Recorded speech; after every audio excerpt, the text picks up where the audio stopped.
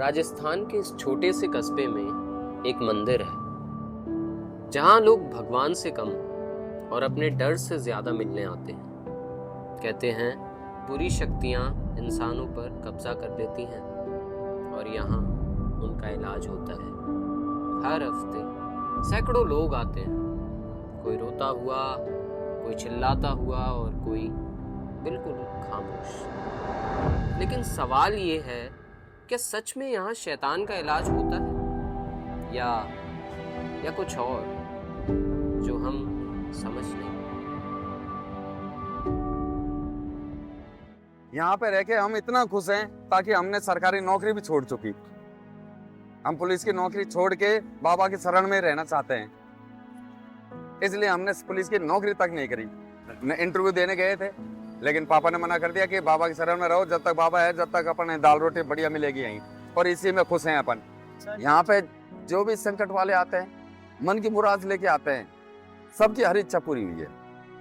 संकट कट जाते हैं यहाँ। जैसे संकट ऐसी परेशानियाँ, जैसे हम कोई दिक्कत है, परिवार में दिक्कत समस्या है, जमीन जायदाद का प्रॉब्लम है, या धंधा बिजनेस नहीं चल रहा है ना, तो बाबा के यहाँ आओ, अपनी अर्जी लगा दो, तो काम विश्वास रखोगे तो सब काम हो जाएंगे। विश्वास नहीं यहाँ है पे पहले है जो, अब तो खैर इतने संकट नहीं है क्योंकि बाबा ने सारे संकट काट के है जो सबको अपने अपने घर भेज दिए।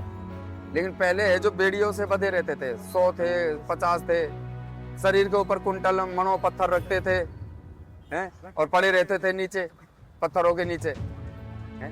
लेकिन आज वो ठीक हो के वो अपने घर गए।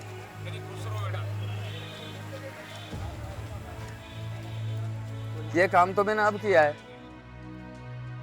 आपसे पहले अपनी दुकान है ये वाली, इस पे यहाँ बैठते थे अपन, पापा बैठते थे, भाई भी थे, हम भी थे। यहीं पे जो विद्यालय जाते थे, स्कूल है यहीं पे। हाँ, जब दर्द का कोई जवाब नहीं मिलता तो इंसान आस्था में जवाब ढूंढता है। यही उम्मीद लोगों को यहाँ खींच लाती है। दूर दूर से लोग यहाँ आते हैं अपने दर्द और अपनी परेशानियाँ लेकर, और जो लोग यहाँ रहते हैं उनके लिए ये जगह सिर्फ एक मंदिर नहीं बल्कि लोगों की उम्मीद और आस्था का 2 दिन बाद में आप चले जाओगे। हमको तो शरण में रहना है ना। अब आपसे कहते हैं ना, पुराने लोग कहते हैं ना कि वहीं पे बच्चों का खेलना और वहीं पर सांप की बम्बी है।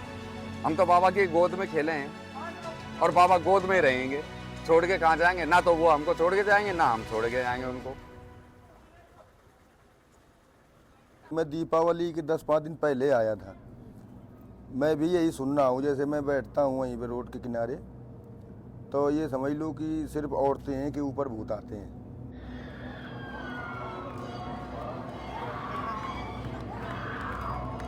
जैसे पड़ी हुई राख होती है कोई, और जैसे कोई और भी बहुत सी शमशानी चीज़ें होती है, मतलब ऐसे खिला देते हैं लोग। उससे ये होती है कि बुरी आत्माएं जो होती है, मरी हुई आत्माएं वगैरह, तो वो बंदों के चिपक जाती है, शरीर में घुस जाती है, वो दिखती नहीं है, फिट हो जाती है। तो जब फिट हो जाती है तो वो बंदे को, पूरे घर को उसके धीरे धीरे ख़राब कर देती है। तो समझ लो, कहते हैं ना कि अगर वो एक को खाती है तो पूरे जहान, मतलब पूरे टब्बर को ख़राब करेगी।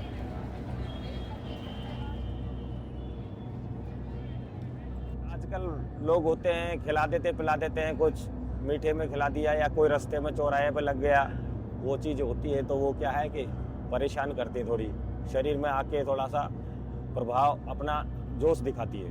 तो वो यहाँ पे आने के बार में चीख चिल्लाने मार पड़ती है, तो वो छोड़ के अपने स्थान पर ग्रहण कर लेते हैं।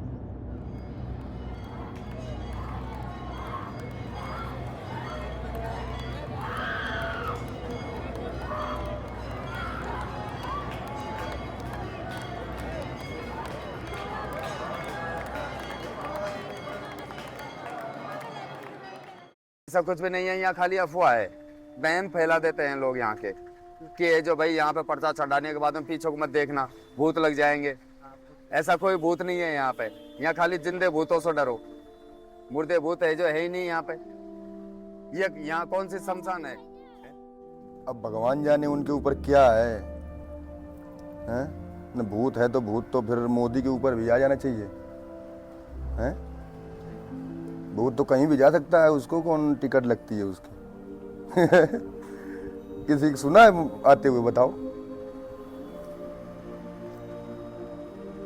भूत कहीं नहीं है, भय का भूत है। लिपट गया, उसके भूत लिपट गया। पहले प्रथम तो यहाँ भूत है ही नहीं, लोग भ्रमित में हो रहे हैं, यहाँ ऐसा कोई भूत भी नहीं है। और संकट उन्हीं को घेरते हैं जिनके पास कोई काम नहीं होता है, बैठे हैं रात दिन, दिमाग पे गर्मी चढ़ रही है, पैसा है उनके पास, खाने के लिए अनाप शनाप है, और जो मजदूर आदमी है उसके ऊपर भूत काहे को आएंगे? वो फड़ुआ चला रहा है, कुल्हाड़ी चला रहा है, उसके ऊपर काहे को भूत आएंगे?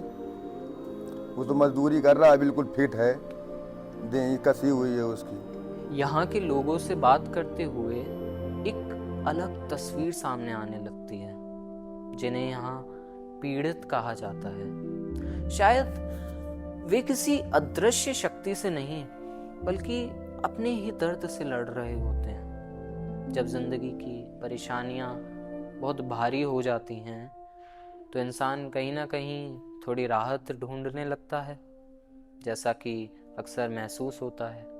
हर जख्म मरहम से नहीं भरता, कभी कभी बस एक लंबी चुप्पी की दरकार होती है।